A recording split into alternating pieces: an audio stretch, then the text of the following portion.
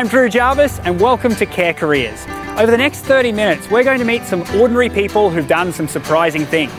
Simply by supporting others and assisting them in realising their goals, they've discovered a career that offers variety, responsibility, inspiration, and allows them to use everyday skills and experiences they already had but didn't realise they could get paid for. First up, we meet Maria, a disability support worker who's assisted her client Jared in becoming an award-winning actor. Maria, can you tell us your story? How did you become a disability support worker? So I saw an ad in the Down Syndrome Association newsletter, and I thought, oh, I can do that. And so I applied for the job, and I actually got the job. And yeah, that's how I ended up working as a support worker 4 years ago now. Yeah. So what was it about a disability support job that made you want to apply for it? Okay, I looked at it and I thought, oh, that looks really interesting. I think I can do that. So I phoned up about the job, asked a bit more about it, and I thought, yeah, I should be able to do that. I seem to have skills that I can use in this particular job. Within those 4 years, I ended up being project coordinator, so I actually ran the project in the end, and my career sort of moved on. One of Maria's clients is Jared, who amongst his many achievements won the Best Actor Award at the Tropfest Short Film Festival. I asked her about goal setting with Jared. Okay, some of the goals were, particularly with Jared, he was a 23-year-old man. I came into his home and I thought, are you working? What are you doing? I mean, he had a really busy routine of going swimming, karate and drama lessons and all this sort of stuff. He does have quite a few interests. Oh, it's huge. And but he really wanted a job. He wanted to feel part of community. He wanted to bring home his own income, become independent. I knew that this particular organisation needed workers, so I went and saw this organisation, got all the paperwork, filled it out, and then before I know, Jared had a job, and he really wanted to work at this particular area. He wanted to work at Macca's, and he talked about this particular area, and it's made that he got a job. So that was very inspiring. His other goal was to become a famous actor, and I thought, oh, he can he would recite all these eulogies to me, and he remember every line and from all these characters. And I thought, what an amazing memory! Like, I don't even have that sort of memory, and. Yeah, and I thought, oh, this guy, we've got to do something with this. We've got to channel his potential and his goal. And before we knew, he was in this mini film and he won the Best Actor Award. And I didn't think anything of it at the time. And then when he actually won that, it was just fantastic to actually hear, wow, like he achieved a goal with a big tick, and he really well and truly achieved that. Hearing how proud Maria was of Jared, it seemed like the right time to get his thoughts. So we went for a walk. Jared, what do you like about Maria? I love working with Maria. I've been with her since '08. She cares for me, she's a good listener, and she's also a good mentor. That's awesome. That makes It's very awesome. What do you get out of being a disability support worker? I really enjoy my role, and I really enjoy teaching others and training staff and watching our young people grow and reach their potential, and they're all rewards. Yeah, it's fantastic. I love what I do, and it just brings so much joy in your life and positivity, and to feel like you're actually doing something that's worthwhile in this world, and watching our all the people that I've worked with, watching them grow and achieve all these victories is just so rewarding. So what would you say to someone else who wanted to get into this line of work? Well, it's not tough at all. It's quite easy, and we've all got skills that we have, and I don't think a lot of people realise the skills they have, like if you can cook, if you can sew, if you use a computer, if you can catch a train, if you can catch a bus. Like, they're all skills that we have. Maria, you've grown in your role, yeah, and you now employ people to be disability support workers. Mm-hmm. What do you look for? I look for someone that's willing to learn, someone motivated, someone with great communication skills, and who's very friendly and caring. And if they've got those qualities? Well, I'll employ that person and I'll train them up. Do they have to be any particular age? No particular age at all. Yeah, from 18 and up, any age. Cut! Maria, you did great. Andrew, you could have smiled more. To find out more about a career assisting individuals like Jared to realise their goals, visit carecareers.com.au or call 1300 637 637. After the break, we meet Helen, a single mum who, as well as being a disability support worker, has a pretty extreme second job.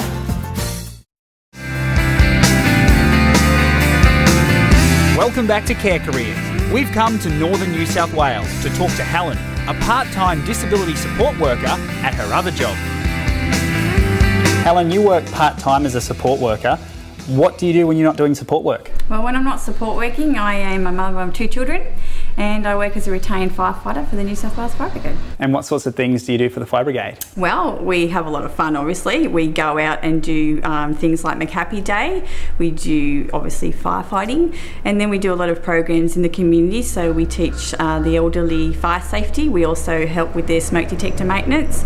And then we do programs in the schools ranging from preschoolers right through to high school and different stages of fire safety.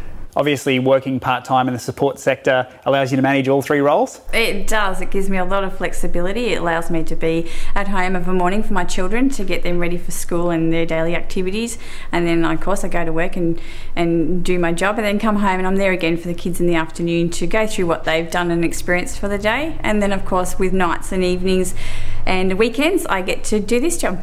Do you get to choose your hours? I could have chose my hours. The ones that were presented to me were perfect for what I wanted. It really fitted in with my lifestyle. Finishing up at the fire station, we decided to head over to the centre, where I asked Helen why she wanted to become a disability support worker. Well, actually, I hadn't planned on doing this line of work. I was approached at a private function one night by a lady who works in the industry and she offered me a chance to come and see for myself what it was like, and I did just that and pretty much fell in love with the job, actually.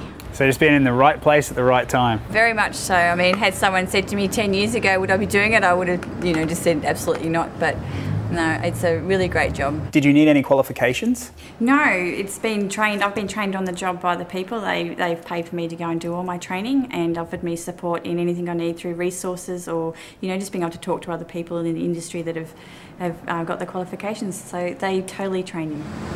Helen, it's not all about being based in the centre, is it? Absolutely not. No, we like to get out and have fun in the community. So as for today, we're taking Sarah to the art gallery. She's expressed a desire to go there, so that's what part of her daily activity will be today, is getting out and experiencing things that you and I are able to do by ourselves, but these guys just need that little bit extra help.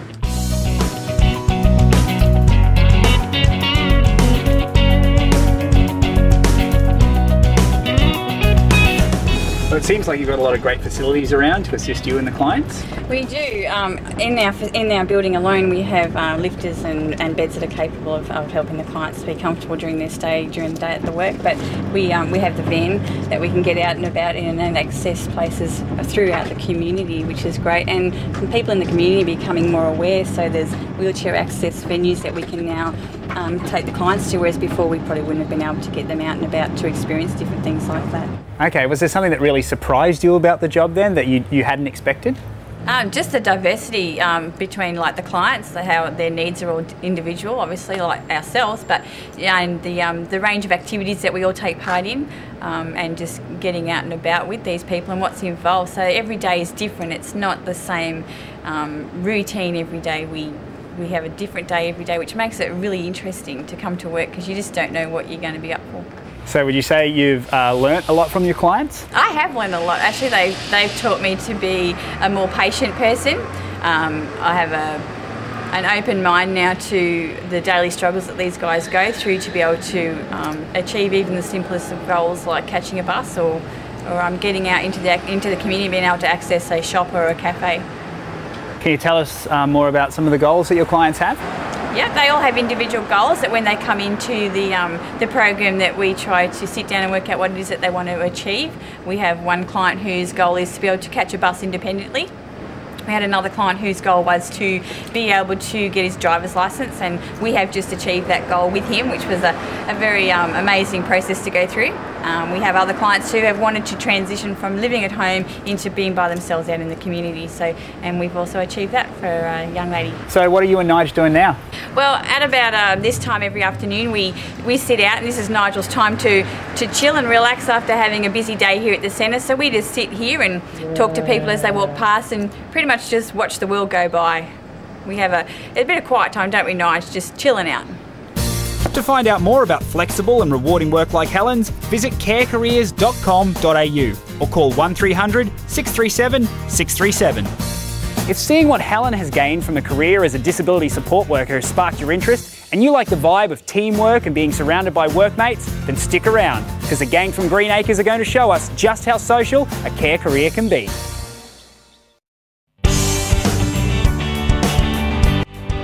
Welcome back to Care Careers. We're about to catch up with the crew from Greenacres Disability Services. Together, as paid disability support workers, they assist over 20 men and women to take part in a community participation program. Jeremy, can you tell us about what happens here at Greenacres?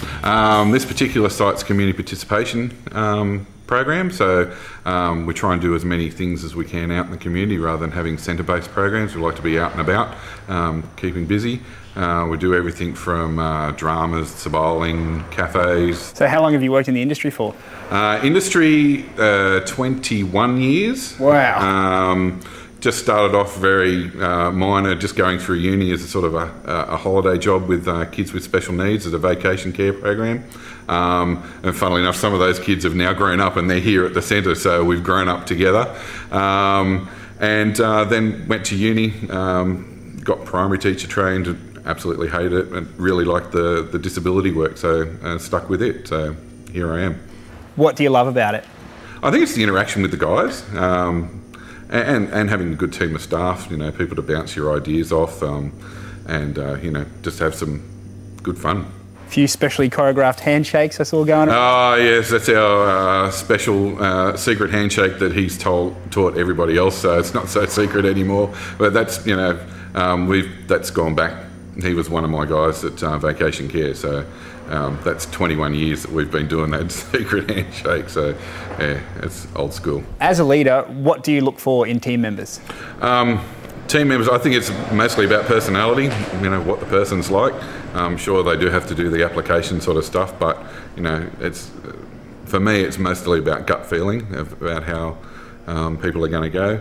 One of our staff members here was, you know, a walk up off the street, made a phone call and said, you know, can I come and talk to you about it? I just got a really good vibe about her. And yeah, she's one of the, you know, the better workers that we have in the team at Greenacres. Jeremy's talking about Bree, a real character who we'll meet up with a bit later. But right now, we're taking the clients bowling and catching up with Cassie. Cassie, we're kicking it in a bowling alley. It just happens to be one of your many offices today. Yes. Can you tell us a little bit about yourself, how you got into this role? Well, I started out like anybody else, I suppose. After school, I was doing a few jobs here and there while I was trying to get myself through uni.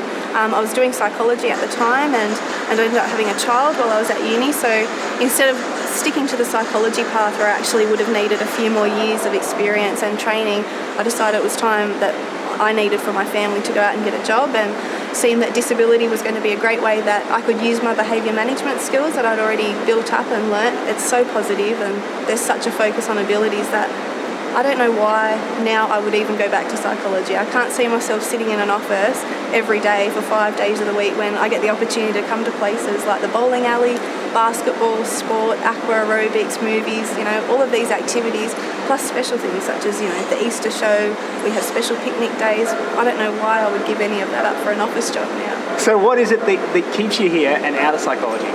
I think that I still feel like I'm making a difference here. I can put in and I can get back from the guys, and that's rewarding in terms of I get to see them achieve their goals. We set their goals together, we implement strategies together, I get to see them achieve it, and I think what's even more important and better than that is when you see them acknowledge their own achievements, you know, when you see them really gauge how well they've done, how much progress they may have made, say in the last 12 months, and just sometimes that can be expressed in a simple thing as them walking with confidence and walking with their head held high, and yeah, you can't express to people how amazing it is to be a part of that process with someone.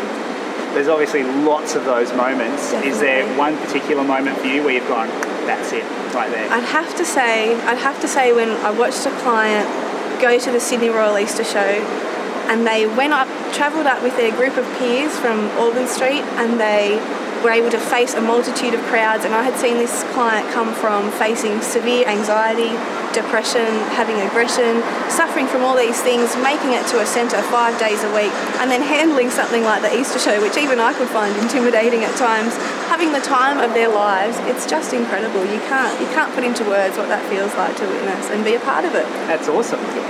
You're obviously surrounded by a team at Greenacres. Definitely. Can you tell me about some of the people, what they're like? Well, they're a great team of people. I wouldn't trade them for the world. Honestly, they give each other support, and they're diverse, which I think is very important for our service users. You know, we have a broad range of people that come to the service, and I think it's very important that as a team you're also offering a broad range of people to assist them and provide support. When you get to work with a team of people like that, by sharing all of those ideas and experiences together, you create such a strong bond that, you know, even some of your friends outside of work, you might not even have as close a bond to as you do with some of your teammates, just because of some of the things that you end up going through together. And yeah, I don't think that that's something that you would be able to easily find in another industry, is teams that bond so easily and so well, and are then happy to support each and every member of the team. When you come to somewhere like the bowling alley, Yep. what kind of stuff do you do? What's your role here? My role is basically to guide and assist the guys to have a fun game of bowling. So whether that means we're getting their shoes and helping with sizes, but most of the guys can put the shoes on themselves. And then apart from that, we're just having fun with them. You know, we're encouraging them, we're showing them at least to walk up to the line and just how to guide them through doing it appropriately. But other than that, it's just about having fun and trying to beat each other, really. You know, see who can come out on top and who's got the best score on that score sheet at the end of the day, which is a bit of a trophy to take back to work. So definitely, that's pretty much all it's about, having fun, enjoying time. To find out more about working as part of a team in the disability and community care sector, visit carecareers.com.au or call 1300 637 637. After the break, we hit the basketball court with the Greenacres crew and go back to listen in on some very funny conversations between Maria and Jared.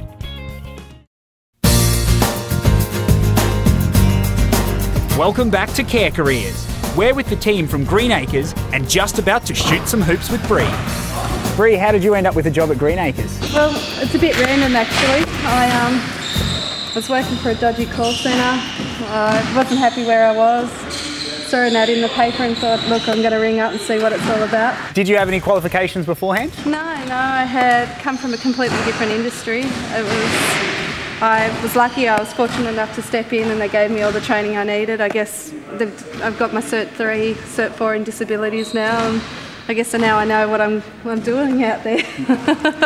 So what do you love about working for Greenacres?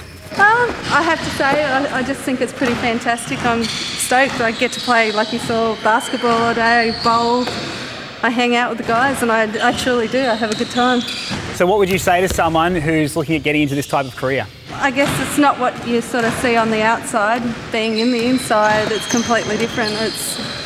Yeah, it is. It's a fun environment and I work really well with my guys. I get a lot of support from my team as well. It's pretty cool. I think everybody's got this perception that it's an older woman caring for somebody, and it's not like that. Like, you look at our team, we're all young, you know, we're all out there having a good time, enjoying ourselves.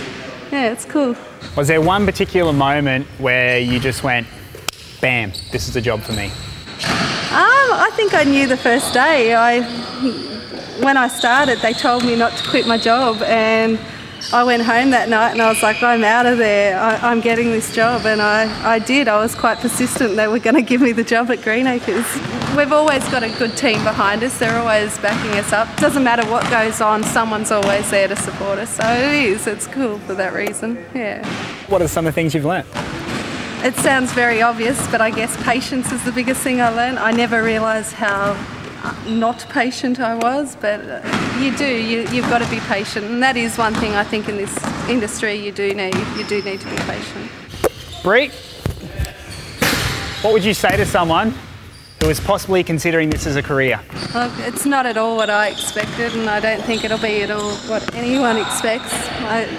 From one day to the next, it's always different. So it's an unpredictable job. It is definitely very unpredictable. Yeah. To find out more about working as part of a team in the disability and community care sector, visit carecareers.com.au or call 1300 637 637.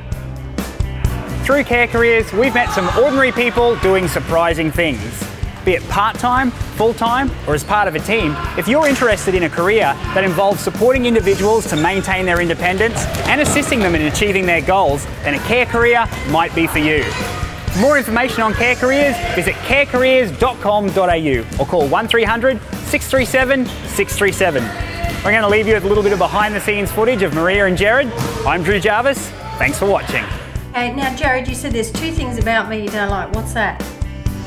Well, when you telling me, don't do this, don't do that, don't touch the phone.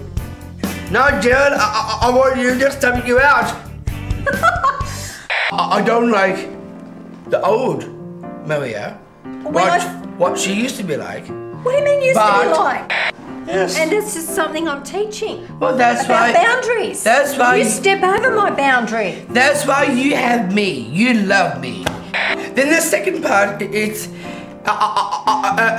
her I get yep, neg.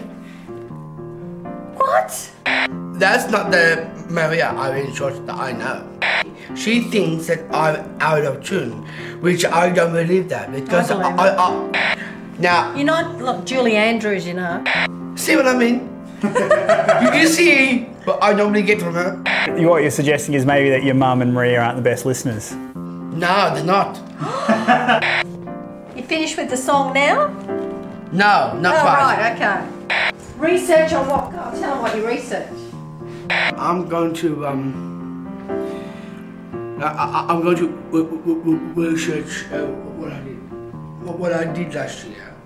Days of Our Lives, like you normally. That's the one. That's it. The days of our lives Days of Our Lives. and the bold and the beautiful.